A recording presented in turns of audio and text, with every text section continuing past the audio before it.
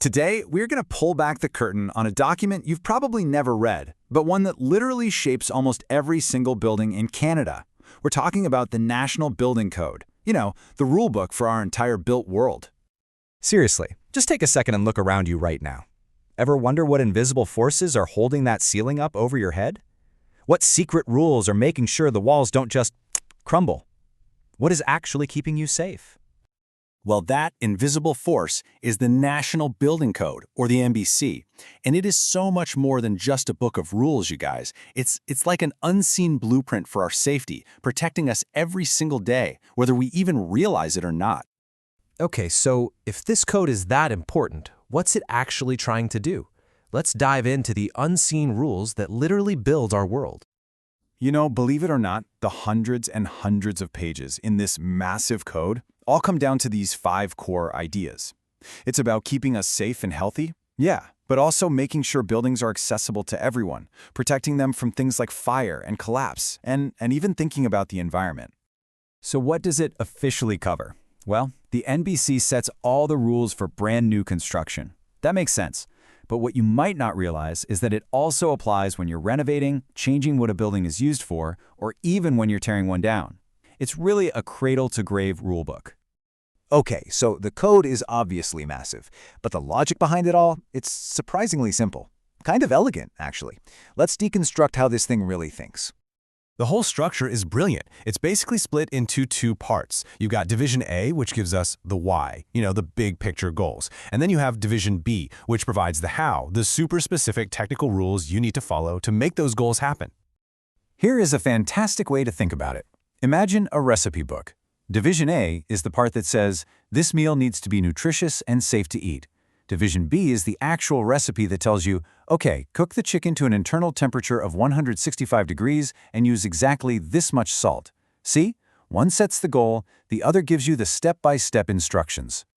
So let's trace how this logic actually works in the real world. You start with a huge objective, like fire safety. That gets narrowed down into a functional statement, something like, we need to limit how a fire can spread. And that leads you to a very specific acceptable solution, a concrete rule, like you must use this particular type of fire-rated drywall. And that phrase, acceptable solutions, is super important. These are basically the pre-approved, tried-and-true ways of meeting the code's goals. Think of them as the default settings, the methods that have been tested and proven to make a building safe. They're the minimum standard everyone has to meet. And this is the really cool part. The code isn't just about blindly following rules. It actually encourages innovation. You can totally use the standard recipe, or you can propose your own alternative solution. So if you've designed some radical new glass wall or a crazy new structural system, this is for you.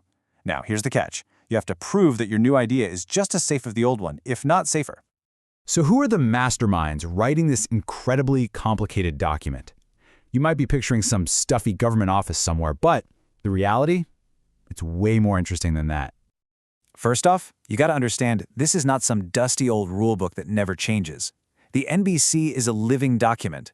I mean, it's been evolving ever since the first edition way back in 1941, constantly adapting to new materials, new technology, and everything we learn about how to build better. And here's the part that might really surprise you. The code isn't just written by bureaucrats. It's built on a consensus, which means it relies on hundreds of volunteer experts. We're talking engineers, architects, firefighters, builders, all dedicating their own time to make our buildings safer. So you've got this national board that oversees the whole process, and they get support from the National Research Council.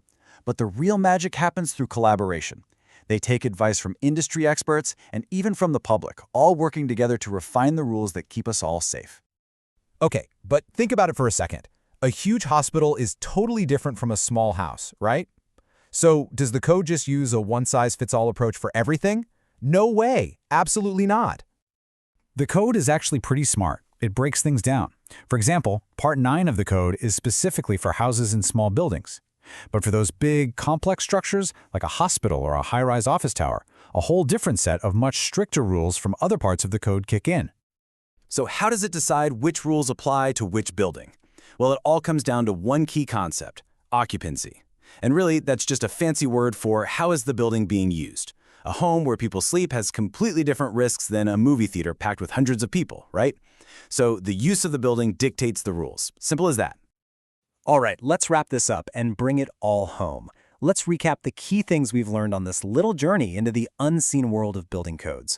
This is literally your safety, written down and codified. So here's what you really need to remember. First, the code is driven by 5 big objectives, all focused on our well-being. Second, its logic is actually pretty straightforward. It starts with the why, then gives you the how. Third, it's a living document that's constantly being improved by volunteer experts. And finally, it's smart enough to know that different buildings need different rules. You know, it's so easy to look at this code and just see a bunch of restrictive rules. But it's so much more than that. It's really a social contract. It represents our collective agreement on the basic level of safety and well-being that every single one of us deserves. So I'll leave you with this question. The next time you walk into any building, a school, an office, your own home, look around. Don't just see walls and floors and doors. Try to see the invisible blueprint, the countless decisions made by generations of experts, all just to keep you safe.